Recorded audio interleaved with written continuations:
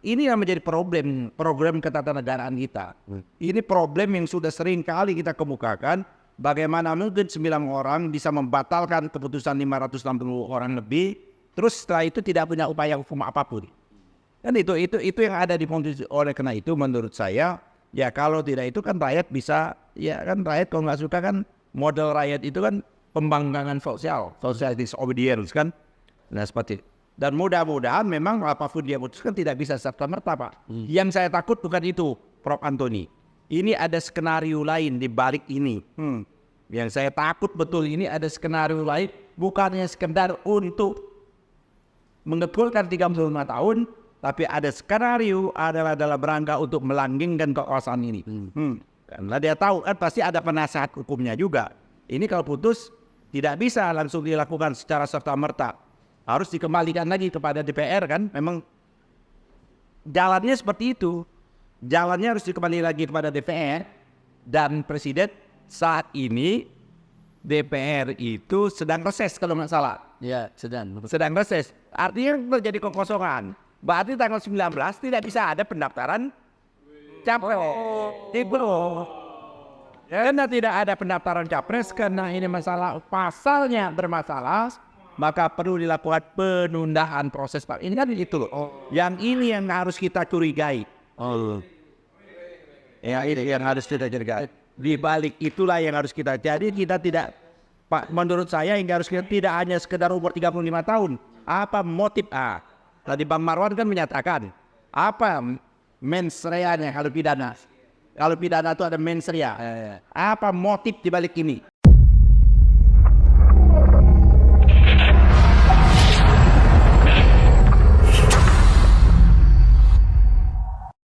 Tanggal 19 itu 3 hari. 3 hari ya. Dan KPU merespon, ya, KPU menyatakan siap untuk melakukan perubahan PKPU ini. Pertanyaan saya, siap yang bagaimana KPU? Orang KPU itu ada lembaga teknis kok. KPU sendiri itu adalah lembaga teknis. Kalau kita mau menetapkan panitia, panitia penyelenggara pemilu.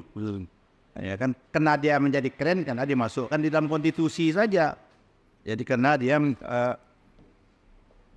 dimasukkan konstitusi. Jadi KPU tidak bisa serta-merta menindaklanjuti keputusan Mahkamah Konstitusi yang menyangkut hal yang fundamental, yang menyangkut aturan-aturan norma, yang norma itu sudah dimandatkan oleh konstitusi hanya bisa dibentuk oleh DPR bersama Presiden. Jadi nggak bisa. Inilah yang saya maksud pada tadi, terjadi kevakuman. Ya, dan bisa nggak Mahkamah Konstitusi? Ya bisa, banyak sekali keputusan-keputusannya yang bertabrakan dengan konstitusi yang ada. Ya, makanya saya menyatakan memang sudah saatnya kita mengevaluasi eksistensi dan keberadaan Mahkamah Konstitusi ini seperti itu. Banyak, saya bisa contohkan bagaimana Mahkamah Konstitusi membentuk norma tentang pada waktu yang lalu itu pilkada. Jelas di undang-undang menyatakan yang mau running pilkada, bupati itu mundur 6 bulan sebelum proses pilkada berjalan. Kenapa ini? Karena bupati itu bisa menggunakan segala prasarana, segala apapun yang ada, kekuatan yang ada pada dia, sumber yang ada pada dia, untuk menjadi pemilu itu tidak jujur dan adil. Itu kita pada itu sudah membentuk undang-undang. Tapi MK membatalkan dan memboleh, artinya MK itu membentuk norma. Banyak sekali bahwa MK itu membentuk norma dan menyalahi kodratnya sebagai negatif legislator. MK itu negatif legislator. Dia hanya menyatakan pasal ini bertentangan, pasal itu bertentangan, dikembalikan lagi kepada DPR. Bisakah DPR membuat undang-undang yang tidak sama dengan keputusan MK? Bisa, karena DPR berwenang, absolut dia berwenang. Ada lagi masyarakat mau mengajukan, silakan ajukan, batalkan lagi, itu siklusnya seperti itu. Itu maka Prof. Jimli menyatakan itu bisa berkali-kali dan menyatakan seperti itu. Nah, oleh karenanya maka tidak boleh MK itu memutuskan dalam kondisi yang punya hubungannya dengan agenda atau kalender politik. Karena bukan wilayahnya dia. Wilayahnya MK itu adalah memutuskan sesuatu yang tidak ada himpitannya dengan kalender politik. Kalau dia independen berarti ada kepentingan politik. Baik dia mengabulkan atau tidak mengabulkan, dia punya kepentingan politik seperti itu. Mengabulkan saja, tidak mengabulkan saja dia punya kepentingan politik, apalagi mengabulkan seperti itu. Itu yang harus selesai Mahkamah Konstitusi itu. Cuman kita sama-sama tahu Mahkamah Konstitusi ini contoh rekrutmen hakimnya udah bermasalah dari awal. Banyak sekali hakim-hakim MK itu yang bermasalah dan tidak layak untuk menjadi hakim MK. Kenapa tadi saya kemukakan layaknya itu ada syaratnya satu-satu adalah negarawan. Apa yang dimaksud negarawan itu orang yang sudah selesai dengan urusannya, sudah tidak lagi mikir jabatan, dan tidak lagi mikir harta, tidak lagi mikir istri, mau nama istri, nama harta, nama jabatan, itu nggak boleh lagi. Oleh karenanya pada waktu itu saya selalu mengatakan syarat hakim MK itu adalah umur minimum 60 tahun berakhir sampai umur 70 tahun. Nah, selesai. Setelah dia menjadi hakim MK, selesailah tugas pengabdiannya terhadap negara. Nah, karena pada waktu itu batasnya umum banyak juga. Mantan MK kayak Bang Jibli, akhirnya dia menjadi ketua di BPIP, sekarang menjadi DPD, itu mendowngrade Pak Mursalin, Lim, itu mendowngrade lembaga Mahkamah Konstitusi karena negarawan. Sedangkan yang lain-lainnya adalah bisa menjadi jalur yang disebut politisi itu. Nah, jadi Pak Antoni, kalau menurut saya itu terus yang kedua bisa. Andai pun MK telanjur dia memutuskan yang katanya tidak boleh, kita kan dia telanjur karena kepentingan politiknya. Tidak serta-merta aturan itu bisa dilaksanakan. Jadi tidak serta-merta, tapi kita berharap MK kembali pada on the track-nya. On the track-nya itu tegak lurus pada konstitusi. Ya, kalau MK sendiri saja sudah tidak tegak lurus pada konstitusi, bagaimana lembaga lain? Karena MK ini the guardian of konstitusi. Dia penjaga konstitusi. Penjaganya sendiri tidak tegak lurus seperti itu. Nah, jadi kalau penjaganya sudah tidak lurus, berarti lembaga itu sudah tidak mungkin dapat kita pertahankan lagi. Kita lihat saja nih, 2-3 hari. Ini kan hari Jumat, Sabtu, Ahad, Senin. 2 hari lagi. Menurut saya 2 hari lagi ini, nanti Pak Lim, ini Pak Antoni, andai, nah, kita kan berandai-andai juga ini. Ternyata Mahkamah ini konstitusi menjelma menjadi Mahkamah Keluarga, keputusan terus bagaimana kita? Nah, kan? Memang ini yang menjadi program ketatanegaraan kita. Ini problem yang sudah sering kali kita kemukakan. Bagaimana mungkin 9 orang bisa membatalkan keputusan 560 orang lebih, terus setelah itu tidak punya upaya hukum apapun. Dan itu yang ada di konstitusi. Oleh karena itu menurut saya, ya kalau tidak itu kan rakyat bisa, ya kan rakyat kalau nggak suka kan model rakyat itu kan pembangkangan social disobedience kan. Nah seperti itu. Dan mudah-mudahan memang apapun dia putuskan tidak bisa serta-merta Pak. Yang saya takut bukan itu Prof. Antoni. Ini ada skenario lain di balik ini. Yang saya takut betul ini ada skenario lain, bukannya sekedar untuk mengekulkan 35 tahun, tapi ada skenario adalah dalam rangka untuk melanggengkan kekuasaan ini. Karena dia tahu kan pasti ada penasehat hukumnya juga. Ini kalau putus tidak bisa langsung dilakukan secara serta-merta. Harus dikembalikan lagi kepada DPR kan. Memang jalannya seperti itu. Jalannya harus dikembali lagi kepada DPR dan Presiden. Saat ini DPR itu sedang reses kalau nggak salah. Ya, sedang reses. Artinya terjadi kekosongan. Berarti tanggal 19 tidak bisa ada pendaftaran capres. Karena tidak ada pendaftaran capres, karena ini masalah pasalnya bermasalah, maka perlu dilakukan penundaan proses. Ini kan itu loh. Yang ini yang harus kita curigai. Ya ini yang harus kita curigai.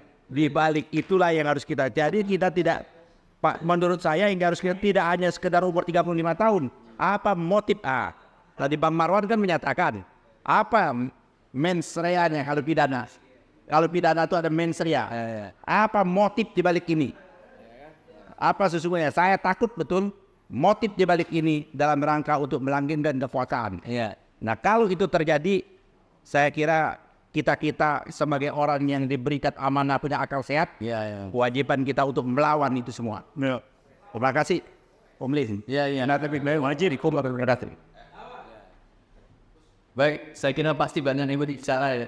Ini menarik sekali terakhir yang dilakukan Pak Ahmad Yani ini membongkar bukan saja apa yang terjadi, tapi apa yang di dalam rencana-rencana busuk mereka ini bisa dibaca gitu. Tadi saya ingin bertanya, sekarang tidak usah dipedulikan MK, yang penting apakah KPU itu bisa melaksanakan pendaftaran tadi sebenarnya. Apa berarti sudah punya tugas bisa memainkan waktu mulai tanggal 19 sampai tanggal berapa itu, apa kalau memang yang lain, misalnya partainya Pak Prabowo atau Pak Prabowo tidak bisa mendaftar karena belum bisa mendapat wakil, ya itu kan urusan mereka. Apa bisa seperti itu? Mungkin di situ. Kalau hanya satu calon bagaimana? Kan dia harus tim. Kalau yang mendaftar itu hanya satu calon, itu dalam kerangka subjeknya mau mendaftar. Tapi kalau dalam rangka aturannya belum ada, aturannya belum jelas, itu aturannya nggak ada, kekosongan hukum.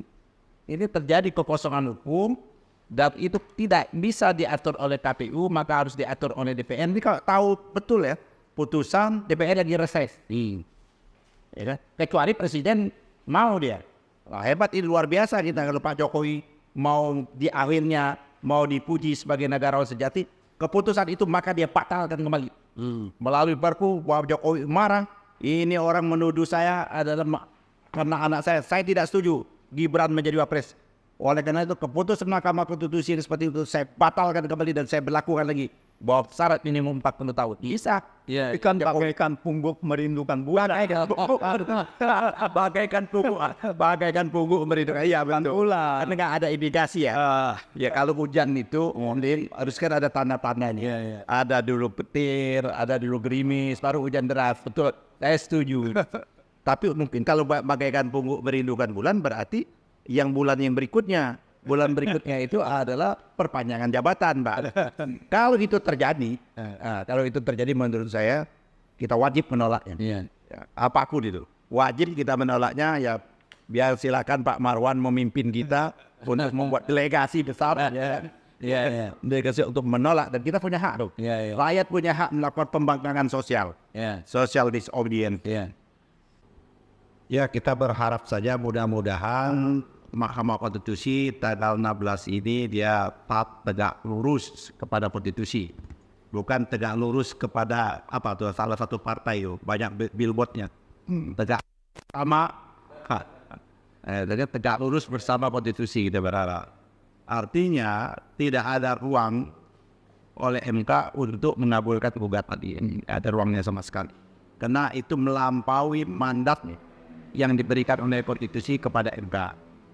Kalau itu terjadi berarti MK melanggar konstitusi, bukan penjaga konstitusi, bukan the guardian of konstitusi.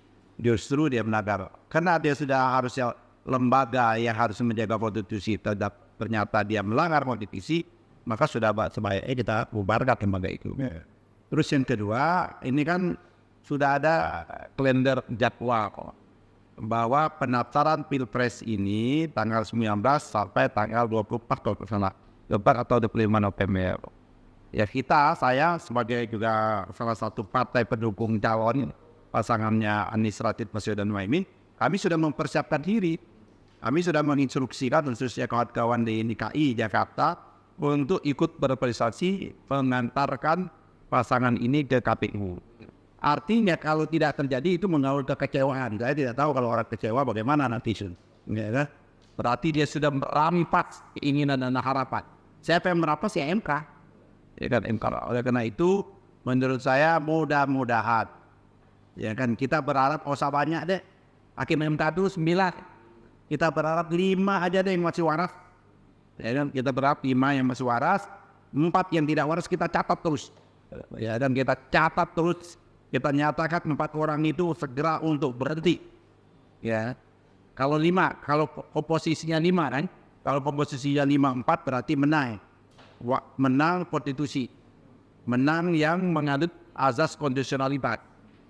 Nah, 4 berarti pelanggar konstitusi, pengkhianat konstitusi, dan kita minta 4 orang itu segera keluar dari gedung Mahkamah Konstitusi. Ya, sampai nanti rakyat yang mengeluarkan paksa mereka dari gedung itu. Terima kasih.